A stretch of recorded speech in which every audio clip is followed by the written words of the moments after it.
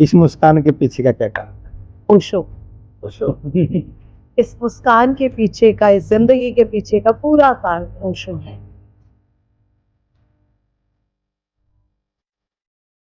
तो आप कहते हो कि घर घर में क्लेश है, अब क्लेश तो होगा ही होगा। जहां ध्यान नहीं होता है, जहां प्रेम नहीं होता है, वहां क्लेश ही होगा। वहां और किसी के पास समय नहीं है, सबसे बड़ी बात। घर है, कोई भी घर शायद ही ऐसा बचा हो जिसमें क्लेश ना होता हो। नशा चरम पर है, जातिवाद चरम पर है। ओशो ने स्वतंत्र जीना सिखाया। स्वतंत्र का मतलब अपने भीतर से जीना सिखाया। बनी बनाई धारणाओं के एक पले परंपराओं से जीना नहीं सिखाया।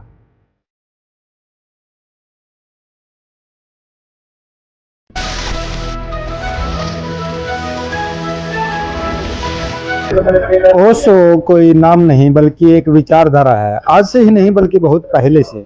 अगर बात करें तो ओशो को जहाँ कुछ लोग धर्म विरोधी बताते हैं, वहीं कुछ लोग उनकी विचारधारा को ऐसा बताते हैं जो इस संसार में रहते हुए इस संसार से परे है। एक ध्यान साधना, एक साइकोलॉजिस्ट, एक दार्शनिक जिसको हम कह सकते हैं, जिनका पूरी दुनिया में नाम था। हरियाणा जैसी जगह हिसार के अंदर ओशो के छोटे भाई पहुंचने वाले हैं। उसके उपलक्ष्य में आज पीसी रखी गई हिसार के अंदर। और क्या कार्यक्रम रहने वाला है आप मेरे पीछे देख पा रहे हैं। प्रेस वार्ता आज यहाँ पर आयोजित की गई थी, जहाँ पर विषय रखा गया है एक ओंकार सतनाम। हालांकि ये विषय बहुत ब्रॉड है, इसी विषय को लेकर के बातें होने वाली है लगातार 3 दिन। लेकिन ओशो की विचारधारा के साथ साथ में, धर्म की विचारधारा के साथ साथ में आज कई सारे सवाल इस वीडियो में रहने वाले हैं, जिनकी चर्चा हम यहाँ पर मौजूद लोगों से करने वाले हैं। सर, मैम, सबसे पहले तो स्वागत है आपका। 13 तारीख को कार्यक्रम है, क्या रहने वाला है, विशेष क्या रहने वाला है? 13 तारीख को विशेष ये है कि ओशो के अनुज, ओशो के छोटे भाई स्वामी शैलेंद्र सरस्वती जी और उनकी धर्मपत्नी माँ अमृत प्रिया जी यहाँ पे हमारे ओशो ध्यान उपवन में होंगे और एक महासत्संग का आयोजन है, जिसका विषय होगा एक ओंकार सतनाम। गुरु नानक देव जी का ये सुंदर शब्द और ओशो ने जिसका व्याख्यान बहुत सुंदर तरीके से किया, उस पे आधारित बड़ा सत्संग होने जा रहा है। तो ये खास है उस दिन का। और तत्पश्चात फिर लंगर की व्यवस्था होगी, जो मित्र हम सब मिलके करेंगे। एक अच्छी मुस्कान आपके चेहरे पर देखने को मिलती है। आज की दुनिया में जहां लोग डिप्रेशन से, हम देखते हैं दिल्ली के अखबारों में 18-18, 20-20 साल के युवा सुसाइड कर लेते हैं। इतना डिप्रेशन लोगों के दिमाग में भरा है। इस मुस्कान के पीछे का क्या कारण? ओशो। इस मुस्कान के पीछे का, इस जिंदगी के पीछे का पूरा कारण ओशो है। जिस वक्त में सब सुसाइडल हो रहे हैं, ओशो के प्रेम से वो वक्त मेरे पास आने से पहले ही ओशो आ गए। अच्छा। हंसते खेलते हुए उस छोटे पढ़ते हुए जीवन में ओशो का आना हुआ और ओशो की वजह से ये मुस्कान तब से बनी हुई है। और जब तक सांसें हैं, सांसों के पार भी ओशो के साथ ये मुस्कान कायम रहेगी। कुछ लोग ओशो को धर्म विरोधी बताते हैं। समाज ये कहते हैं कि ये ऐसी विचारधारा समाज में पनपनी ही नहीं चाहिए। उन लोगों के बारे में आप क्या कहना? नहीं, ओशो ने तो किसी का विरोध नहीं किया। लेकिन बहुत से लोग उनको विरोधी मानते हैं। नहीं, वो तो मानने को तो कोई कुछ भी मान सकता है। ओशो की तो देशना पूरी प्रेम की है। हाँ, जो जहाँ गलत है तो ओशो ने उस बात को कहा, वो चाहे किसी भी धर्म से संबंधित हो, लेकिन ओशो ने किसी के खिलाफ नहीं कहा। ओशो ने तो सबसे प्रेम किया, चाहे सूफी हो, चाहे हिंदू, मुस्लिम, सिख, ईसाई, जो भी हो। क्योंकि ओशो तो हर धर्म के पार है, हर दायरे के पार है। जिसको कहे कि ओशो आकाश है, ओशो तो एक गहरा समुद्र है जिसको कोई आंका नहीं जा सकता और कहीं पे नापा नहीं जा सकता। वो कहीं सीमित नहीं है, ओशो असीम है। तो ये गलत धारणाएं हैं। अगर बात करें तो बहुत से लोग कहते हैं कि अगर ओशो को पढ़ा जाए तो कहीं ना कहीं उनके जो विचार है, एक स्वतंत्रता के विचार हैं कि इंसान को स्वतंत्र रूप से जीना चाहिए, अपने ध्यान को केंद्रित करके, अपने विचारों को केंद्रित करके।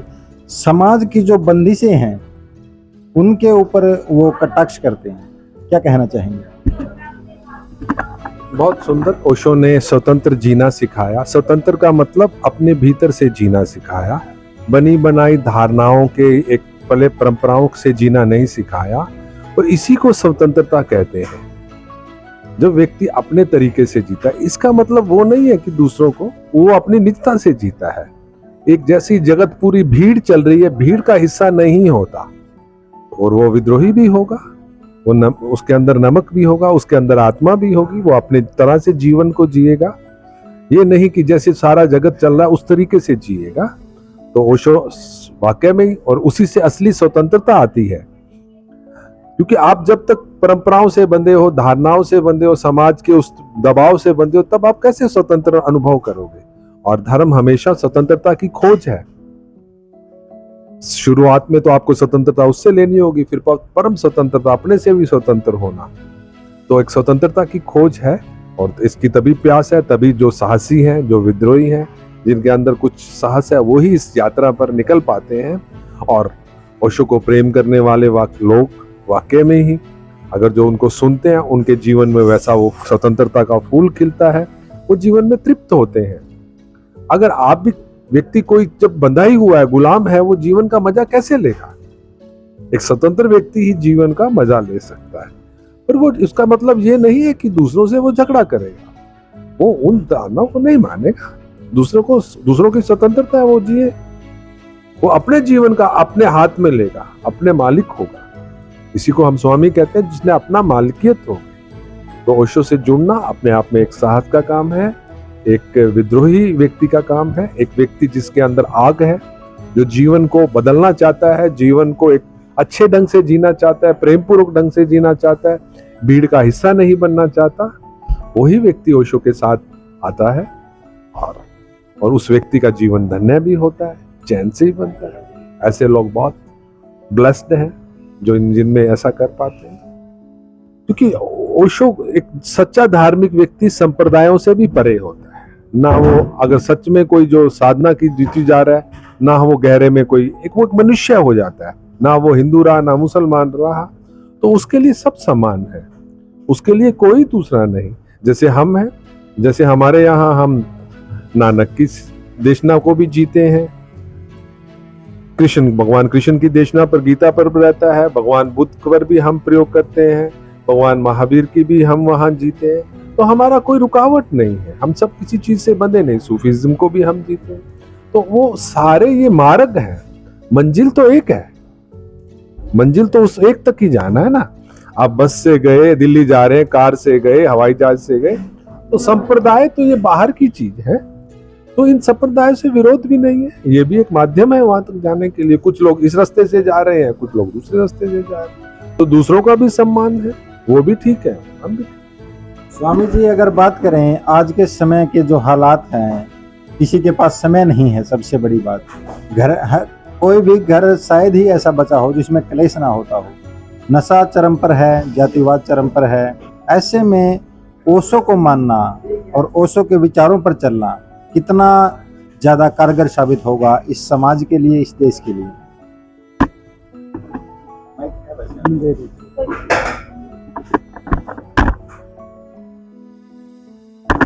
पहली बात आपने कही है कि समय नहीं है लोगों के पास। असल में समय तो बहुत है लोगों के पास, जिस चीज़ में लगाना है उस चीज़ में लगाते हैं।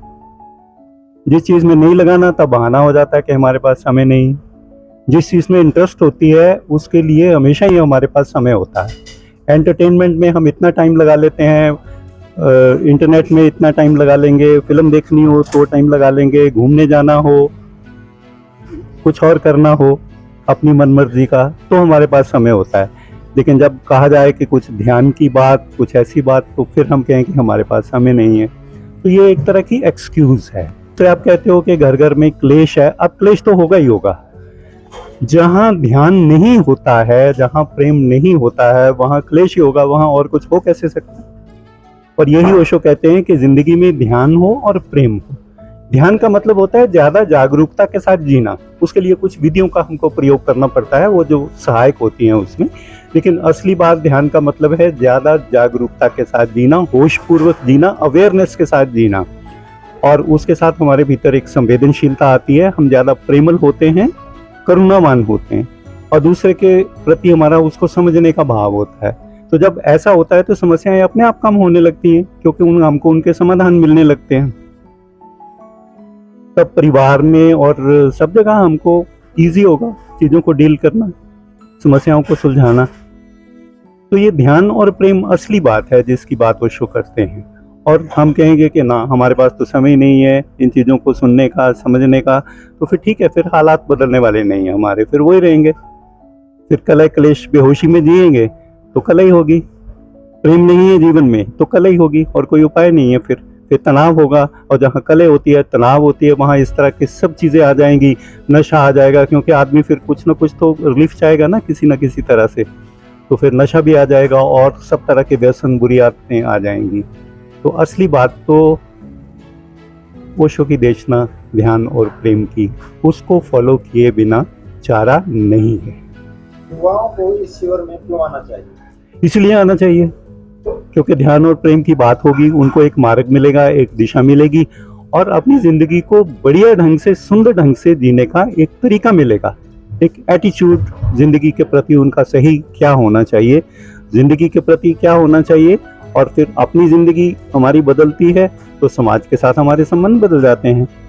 जिन चीज़ों को हम पहले एडजस्ट नहीं कर पाते, जिनके साथ और कोसते रहते हैं, वहीं पे सब कुछ ईजी हो जाता है हमारे लिए, हम उन सब चीज़ों को एंजॉय करने लगते हैं और बहुत कुछ कर पाते हैं जो पहले नहीं कर सकते थे।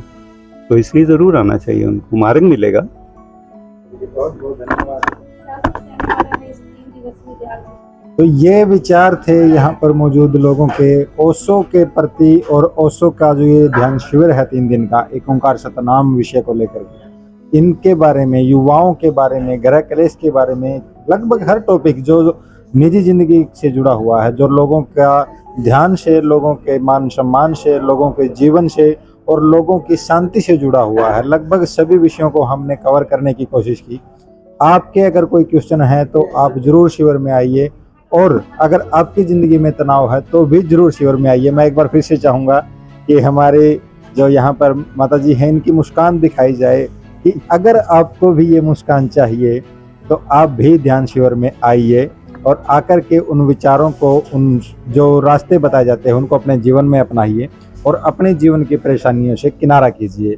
तो आज की इस वीडियो में इतना ही, फिर मिलेंगे किसी अगले कार्यक्रम में। तब तक के लिए जय हिंद, जय भारत, वंदे मातरम।